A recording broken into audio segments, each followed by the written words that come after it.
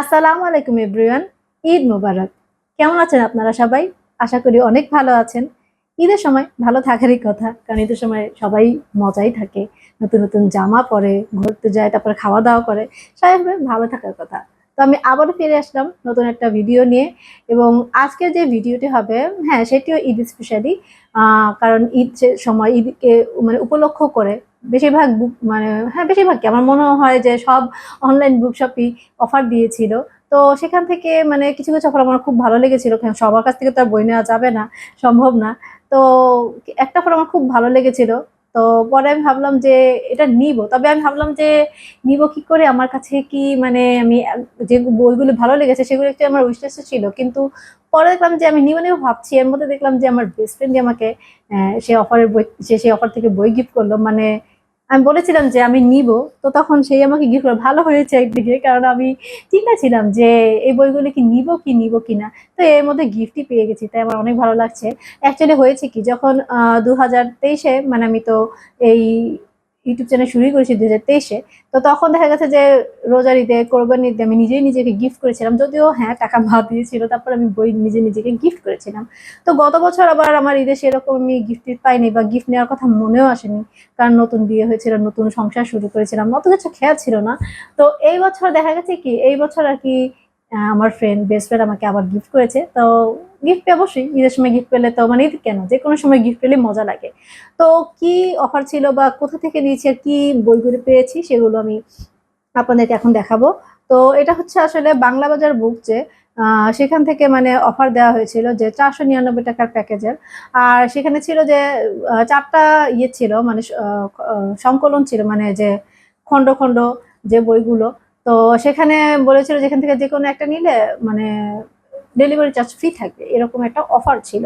তো সেখান থেকে আমি মানে আমার যেগুলি পছন্দ ছিল, তো সেগুলি তো আমি নিয়েছি, মানে আমার ফ্রেন্ড, আমি বললাম যে আমার ফ্রেন্ড দিয়েছে। তো আমি এখন আপনাদেরকে বইগুলো দেখাচ্ছি। প্রথমে যেটা দেখাবো সেটা হচ্ছে এই তিনটা বই। এই তিনটা বই হচ্ছে 499 টাকার প্যাকেজে ছিল। তো বইগুলো আমি দেখিয়ে দিচ্ছি। একটা হচ্ছে তৃতীয়া, মা হাতের পাত্র।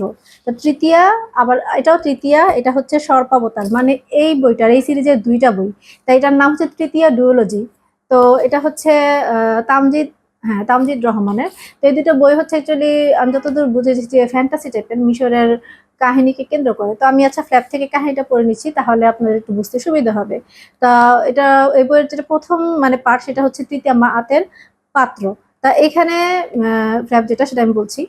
5,000 বছর আগে সুদূর মিশরের ফারাওয়ের দখল থেকে হারিয়ে যাওয়া এক অলৌকিক বস্তুর সাথে 2018 সালে দিন দুপুরে ঢাকার মেঘহীন আকাশ হঠাৎ অন্ধকার হয়ে যাওয়ার সম্পর্ক কি? 6 বছরের নীরাজ চোখের সামনে তার বাবা মাকে নৃশংসভাবে খুন করেছে কারা? ওর বাসার দরজা ভেতর থেকে বন্ধ, তাহলে কোন দিক দিয়ে ঢুকলো খুনি? এত বড় একটা ঘটনার কিছুই মনে করতে পারছে না নীরা। একবারও কাঁদেনি সে, যেন একটা ঘোরের মধ্যে আছে মেয়েটা। এই রহস্য সমাধান করতে গিয়ে আরো বড় রহস্যে বেড়াজালে আটকে যাচ্ছে সাব ইন্সপেক্টর অমিত সাহা। এমন কিছুর কথা কোনোদিন কল্পনাও করেনি সে। নীরার একমাত্র জীবিত আত্মীয় আর তার মামা রেজার কাছে আশ্রয় নেওয়ার পর থেকেই অবিশ্বাস্য সব ঘটনা ঘটতে শুরু করেছে মেয়েটাকে ঘিরে। মুক্তি, যুক্তি বা বিজ্ঞানের কোনো ব্যাখ্যাই খাটে না যার কাছে। তো খুনের নেশায় জেগে উঠেছে কবরের লাশের সাথে রাত্রিযাপন করা এক পিশাচ।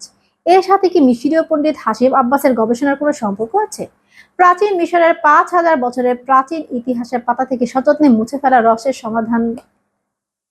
রহস্য সমাধানে কেন এতটুকুই লেখা কেন? বুঝলাম না।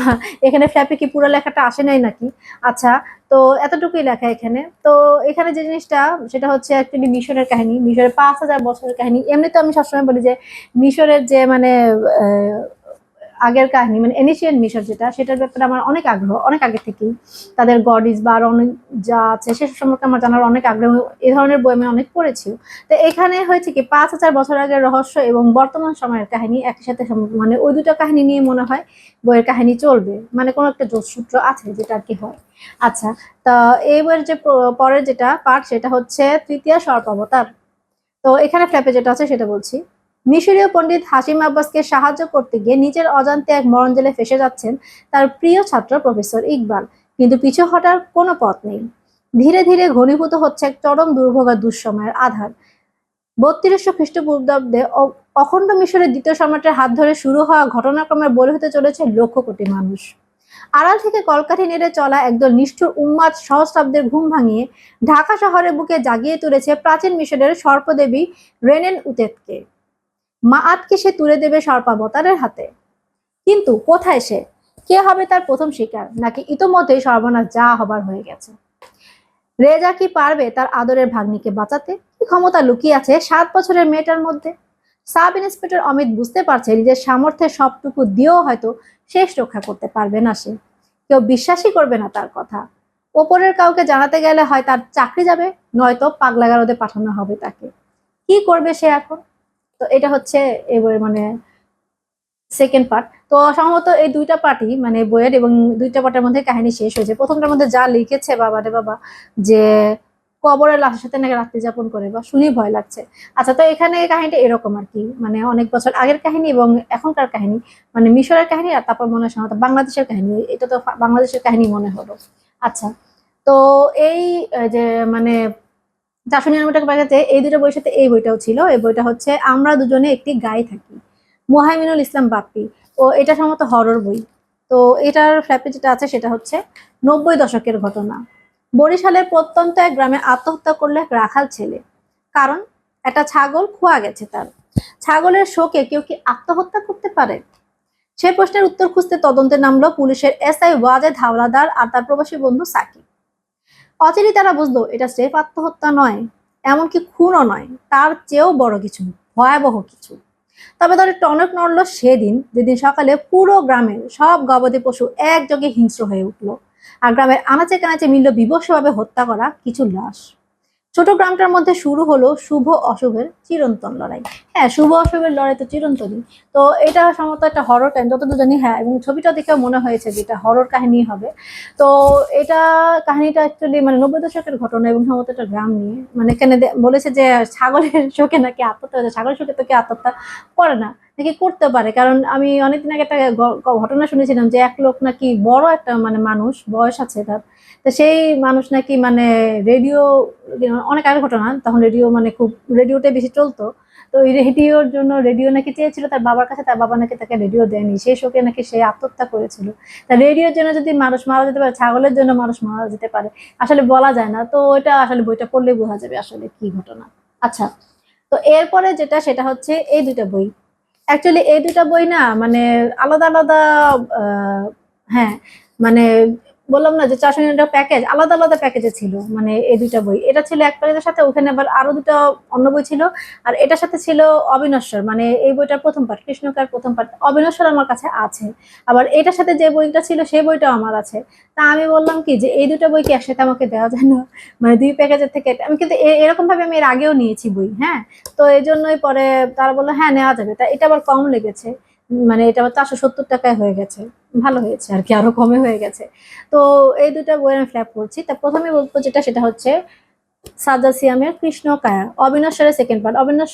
অবিনশ্বরের রিভিউ কিন্তু আমি অনেক আগে দিয়েছিলাম যখন পড়েছিলাম। আর এখন এই বইটা কিন্তু আমার পড়া হয়ে গেছে। আচ্ছা, তারপরেও আমি এই বইটার ব্যাপারে কিছু বলার আগে ফ্ল্যাপের কাহিনীটা আপনাদেরকে শোনাচ্ছি। সেনাবাহিনী ছেড়ে চলে আসা রুক্ষ আর পোড় খাওয়া রুদ্র আফসারের সাথে ঘটছে একের পর এক অস্বাভাবিক ঘটনা। ছাগলের মাথাওয়ালা বিভৎস চেহারার এক দুপেয়া প্রাণীকে নিজ চোখে দেখেছে সে, যার কপালে আবার জলজল করছে রক্তাক্ত ত্রিভুজ। দুঃস্বপ্ন নাকি ভ্রম? কিন্তু একই সময় যে তার প্রিয় দুই বন্ধু সম্মুখীন হচ্ছে অপার্থিব আর ভয়া সব ঘটনার, তার ব্যাখ্যা কি? তাহলে কি 6 বছর আগে খেয়ালের বসে পুরনো এক ডায়েরি পড়ে সিলেটে সে গভীর অরণ্য যাত্রাই কাল হয়ে দাঁড়ালো? হঠাৎ ঘরের পেছনে চোখের আকৃতির চিহ্ন ভেসে উঠল সবার। চিহ্ন দেখে বুঝতে ভুল হলো না রুদ্রের। We have been marked. কি জন্য চিহ্নিত করা হলো সবাইকে? সে চিহ্নিত মানুষের সংখ্যা কি আদৌ গণনাযোগ্য?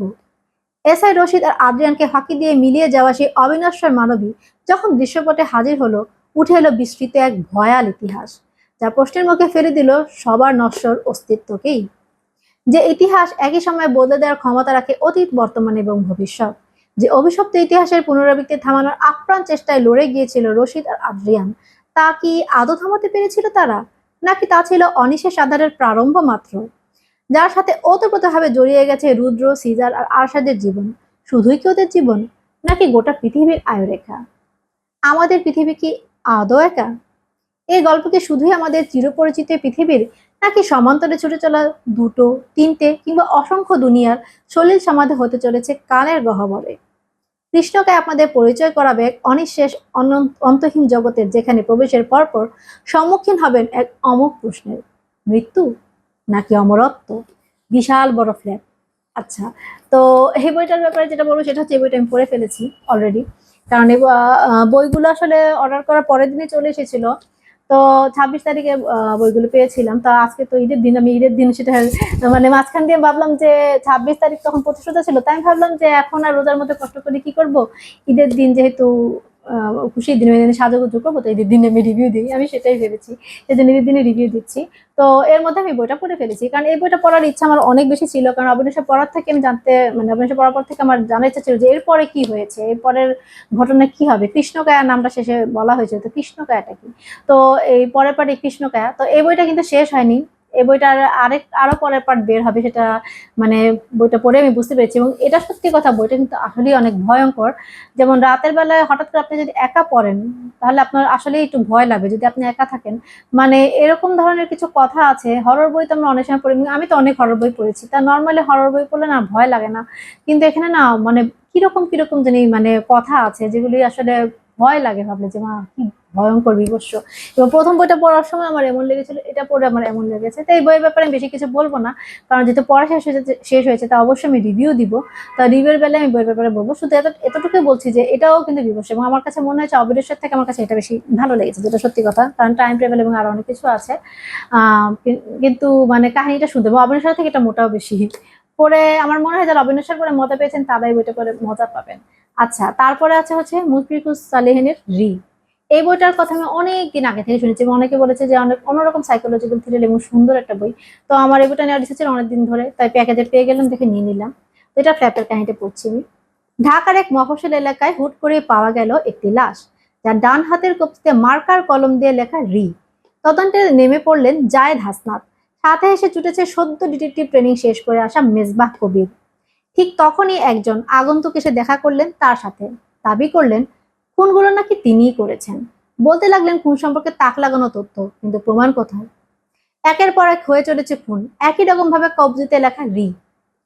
সে আগন্তুকও জানিয়ে যাচ্ছেন খুনের তালিকা এবং বিশদ বিবরণ, কিন্তু কোথাও প্রমাণ নেই। বিস্তৃত জোটের জ্বর ছাড়াতে গিয়ে অন্য কোনো জালে আটকা পড়েছেন না তো দারোগা জায়েদ? এটা হচ্ছে কাহিনী, এবং এটা যতদূর আমি জানি এটা সাইকোলজিক্যাল থ্রিলার, এবং এটা অনেক পজিটিভ রিভিউ আমি পেয়েছি, এবং সবাই মানে বলেছে যে বইটা অনেক ভালো। তা আমি তো এমনিতে সাইকোলজিক্যাল থ্রিলার পছন্দ করি, তাই আমি এই বইটা নিয়েছি। এখন বইটা পড়লে আমি বুঝতে পারবো আসলে কেমন। আমার মনে হয় ভালো লাগাটা স্বাভাবিক, কারণ সাইকোলজিক্যাল থ্রিলার একটা আমার কাছে আসলে অনেক ভালো লাগে, সেটা মানে মোটামুটি হলেও দেখা গেছে যে আমার কাছে ভালো লাগে।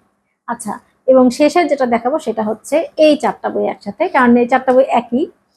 কীর্তি হাটের পর্চা, সেটারই 1, 2, 3, 4 4টা পার্ট। তো এবারে ফ্ল্যাপের কাহিনীটা বলছি, মানে এবার একটা ফ্ল্যাপের কাহিনী বললেই হবে, কারণ সবগুলো পিছে মানে একই জিনিস লেখা। তো বলি, সেটা একটু লেখা আছে। কীর্তিহাটের পর্চা লেখকের বৃহত্তম রচনা শুধু নয়, সম্ভবত তার মহত্তম রচনাও। এপিক উপন্যাস বলতে যা বোঝায় তার সমস্ত শর্ত এতে পালিত হয়েছে। প্রায় 200 বছর ধরে সময়ের পৃষ্ঠপোষক জমিদারি প্রথার শুরু থেকে শেষ পর্যন্ত বিস্তৃত এক কাহিনীতে একটি বংশের 7 পুরুষের ইতিহাস বিধৃত। এই বইটাতে অ্যাকচুয়ালি একটা বংশের মানে 200 বছর ধরে চলা তাদের জমিদারি, যে 7 পুরুষ যে ছিল, 7 পুরুষের জমিদারি, সেটার কাহিনী আসলে এসেছে। অ্যাকচুয়ালি আমি তো বলেছি যে আমি ক্লাসিক বই অ্যাকচুয়ালি আমার ভালো লাগে না, এবং আমি পড়তামও না, কিন্তু ইদানিং আমার ভালো লাগে। ইদানিং আমি কিছু কিছু ক্লাসিক বই পড়ছি এবং আমার কাছে ভালো লাগছে, যে কারণে আমি আবার মানে ক্লাসিক বইয়ের দিকে একটু মনোযোগ দিয়েছি এবং পড়ছি। তো এটার কথা অনেক শুনেছি, যে আর বললাম না ওই যে বলেছিল যে কোনো একটা মানে সমগ্র নিলে মানে ডেলিভারি চার্জ ফ্রি দিবে। তো ওই দুটো তো মানে 499 টাকা প্যাকেজ ঘুরেতে, তা ওই দুটো তো আমি নিয়েছি সেই প্যাকেজ, কিন্তু এটা ছিল সমগ্র, মানে এই সমগ্রটার কারণে কিন্তু মানে ডেলিভারি চার্জটা ফ্রি পেয়েছি। তবে এখানে মোট 1560 টাকার বই রয়েছে। হ্যাঁ, তবে ওই তো বললাম গিফট পেয়েছি, টাকা তো আমার দেওয়া লাগেনি, আমি জাস্ট বইগুলি চুজ করেছি। আচ্ছা, তো এটা হচ্ছে মানে কীর্তিহাটের কথা 1 নম্বর, এবং 2, 3, 4 সবগুলো তো একই জিনিস লেখা, মানে ফ্ল্যাপারের নাই, কারণ বললামই তো পুরো যে একটা এপিক উপন্যাস, এবং 200 বছর ধরে চলা একটা জমিদার ফ্যামিলির মানে তাদের 7 পুরুষের কাহিনী। মানে আর অ্যাকচুয়ালি ওই সময়টার কাহিনী এমনিও আমার ভালো লাগতো, জমিদার কাহিনী বা এই ব্রিটিশদের কাহিনী, সেই জন্য আমি নিলাম। দেখি যে এখন এটা অবশ্য ভালো লাগার কথা, এটা তো অনেক বিখ্যাত উপন্যাস, শুনেছি অনেকের কাছে, অনেকে নিচ্ছেও। তা আমার মনে হয় এই বইটা আমার কাছে ভালো লাগবে। তো এই ছিল আমার ঈদে পাওয়া গিফট, মানে গিফটের বইগুলো দেখিয়ে দিলাম এবং খুব সুন্দর সুন্দর বই, ফ্যান্টাসি বইও আছে, তারপর হরর বইও আছে, সাইকোলজিক্যাল থ্রিলার আছে এবং ক্লাসিক বইও আছে, মানে সব ধরনের বই কিন্তু শপিং করা হয়েছে। এবং হ্যাঁ, বাংলা বাজার বুকসে যেটা বলবো যে তাদের কিন্তু ডেলিভারি সার্ভিস মানে খুবই ভালো। কারণ আমি যেদিন অর্ডার করেছি সেদিন অ্যাকচুয়ালি আমার অর্ডার করতে তো বিকেল হয়ে গেছিল, কিন্তু তারা পরের দিন সকালবেলায় বই পাঠিয়ে দিয়েছে, মানে অনেক ফাস্টেস্ট ফাস্ট ডেলিভারি ছিল। এবং বইগুলি ভালো পেয়েছি, মানে ভালো ছিল। এবং সাথে আমাকে আবার কিছু গিফট তারা দিয়েছে, একটি পলিব্যাগ দিয়েছে, তো সেগুলো আমি দেখালাম না। আর কয়েকটা বুকমার্কও দিয়েছে, বুকমার্কগুলোও ভালো ছিল। তো এই হলো আমার ঈদের মানে গিফট। তো আপনারা কি ঈদে কে কি গিফট পেয়েছেন, মানে বই গিফট পেয়েছেন কেউ, বা গিফট দিয়েছেন কাউকে, সেটা যদি দিয়েও থাকেন তা সেটা আমাকে জানাতে পারেন, এবং যদি গিফট কোনো পেয়েও থাকেন তাহলে সেটা আমাকে জানাতে পারেন। আর আজকে এই পর্যন্তই, ঈদের খুশিতে মানে ঈদে পাওয়া গিফট নিয়ে আলোচনা করলাম।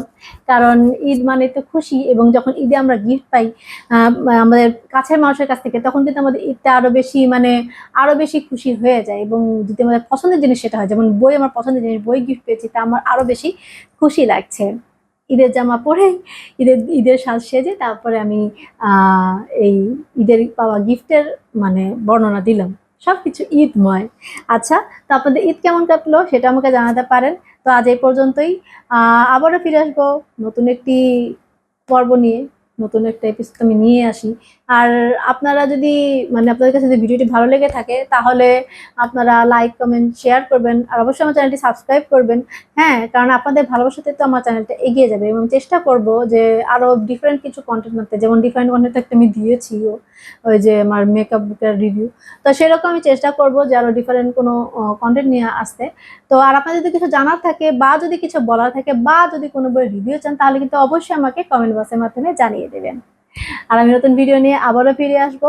ততদিন পর্যন্ত ভালো থাকবেন, সুস্থ থাকবেন, আর আমার জন্য কিন্তু অনেক বেশি দোয়া করবেন, কারণ আমি সবার দোয়া প্রার্থী। আপনাদের সবার দোয়া, আসলে দোয়া সেটা যেটাই হোক, আসলে কাজে তো লাগেই কোনো না কোনো।